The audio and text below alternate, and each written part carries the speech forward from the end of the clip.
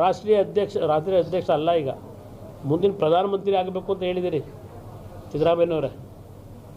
ಮಲ್ಲಿಕಾರ್ಜುನ್ ಖರ್ಗೆ ಆಗೋದು ಬೇಡ, ಯಾರೋ ಕೆಲವರು ಮಲ್ಲಿಕಾರ್ಜುನ್ ಖರ್ಗೆ ಹೆಸರು ಹೇಳಿದಾಗ ಪ್ರಧಾನಮಂತ್ರಿ ಕ್ಯಾಂಡಿಡೇಟು ಅಂತ, ಅವರಾಗಬಾರ್ದು, ರಾಹುಲ್ ಗಾಂಧಿ ಆಗಬೇಕು ಅಂತ ಯಾರಪ್ಪ ಹೇಳಿರೋರು? ಸಿದ್ದರಾಮಯ್ಯನವರೇ ನೀವೇ ತಾನೆ. ನಿಮ್ಮ ಮುಂದಿನ ಭಾವಿ ಪ್ರಧಾನಮಂತ್ರಿ ಏನು ರೆಕಮೆಂಡ್ ಮಾಡಿದ್ದೀರಲ್ಲ ಇಂಡಿಗೆ, IND ಅಂತೀರೋ ಇಂಡಿ ಅಂತೀರೋ ಅದೇನೋ ಗೊತ್ತಿಲ್ಲ. ಆ ವ್ಯಕ್ತಿ ನೆನ್ನೆ ಹೇಳಿಕೆ ಕೊಟ್ಟಿರ್ತಕ್ಕಂಥದ್ದು ಏನು? ನಿಮ್ಮ ರಾಹುಲ್ ಗಾಂಧಿ ಪ್ರಜ್ವಲ್ ರೇವಣ್ಣ ಅವರು 400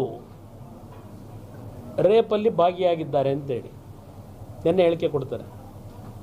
ದೇಶದ ಮಾಜಿ ಪ್ರಧಾನಮಂತ್ರಿಗಳ ಮಗನ ಇವನು. 400 ಪ್ರಕರಣಗಳಲ್ಲಿ ರೇಪ್ ಮಾಡಿದ್ದಾನೆ ಅಂತಕ್ಕಂಥದ್ದು ಯಾಗಿದ್ದರೆ ಮಾಹಿತಿ ನಿಮ್ಮ ರಾಹುಲ್ ಗಾಂಧಿ ಹತ್ರ ಇದೆ.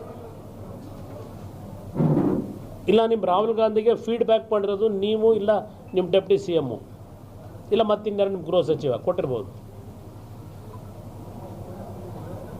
SITಗೆ ಜವಾಬ್ದಾರಿ ಇದ್ದರೆ ತನಿಖೆ ಮಾಡೋದಕ್ಕೆ ಕೊಟ್ಟಿದ್ದೀರಿ ಅಲ್ವಾ? ಆ 400 ರೇಪ್ಗೆ ಪ್ರಧಾನಮಂತ್ರಿಗಳು ಕ್ಷಮೆ ಕೋರಬೇಕು ಅಂತ ಹೇಳ್ತಾರೆ ಅಂದರೆ ಅವ್ರ ಹತ್ರ ಮೆಟೀರಿಯಲ್ ಇದೆ ಅಂತ ಆಯ್ತಲ್ವೇ ರಾಹುಲ್ ಗಾಂಧಿ ಹತ್ರ? ಮೊದಲು ನಿಮ್ಮ SIT ಅವರಿಗೆ ಡೈರೆಕ್ಷನ್ ಕೊಡಿ, ರಾಹುಲ್ ಗಾಂಧಿಗೆ ನೋಟಿಸ್ ಕೊಡಲಿ.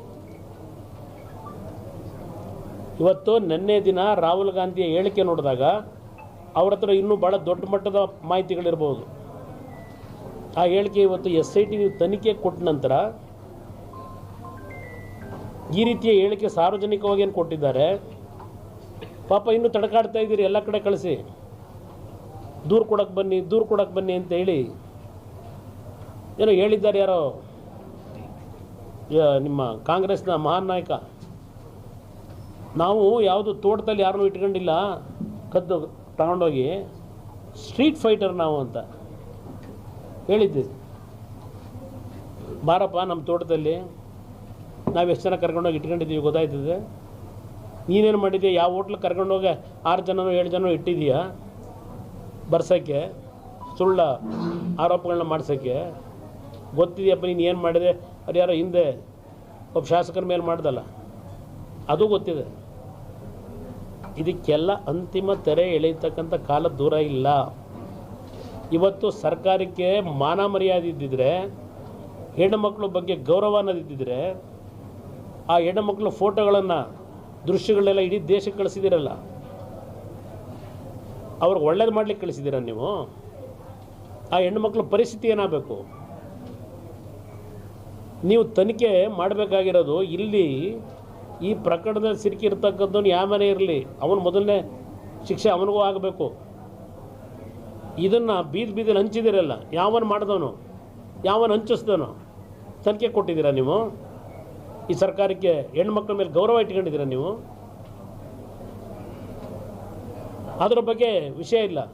ನಿಮ್ಮ ರಾಹುಲ್ ಗಾಂಧಿ 400 ಜನ ಅಂತ ಹೇಳಿದ್ದಾರೆ, ಅವ್ರ ಹತ್ರ ಮಾಹಿತಿ ಇರಬೇಕಾಗಿದ್ದರೆ ತಕ್ಷಣ ರಾಹುಲ್ ಗಾಂಧಿಗೆ ನೋಟಿಸ್ ಕೊಡಿ. ನಿಮಗೆ ಆ ಗಂಡು ಸ್ಥಾನ ತಾಕತ್ತಿದ್ರೆ ಇಂಥ ಚಿಲ್ಲರೆ ರಾಜಕಾರಣ ಬಿಟ್ಟು. ಯಾವ ಆಧಾರದ ಮೇಲೆ ಹೇಳಿದ್ದಾರೆ ನಿಮ್ಮ ಮುಂದಿನ ಬಾಳ್ವಿ ಲೀಡ್ರು? ದೇಶದಲ್ಲಿ ಮರ್ಯಾದೆ ಏನಾಗ್ತದೆ?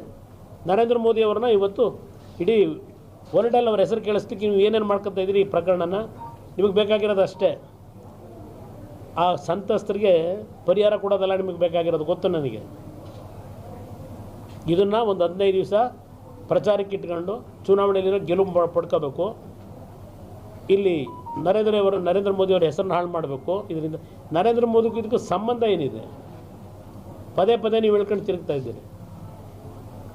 ಇದಕ್ಕೆಲ್ಲ ಉತ್ತರ ಕಾಲ ನಿರ್ಧಾರ ಮಾಡುತ್ತೆ.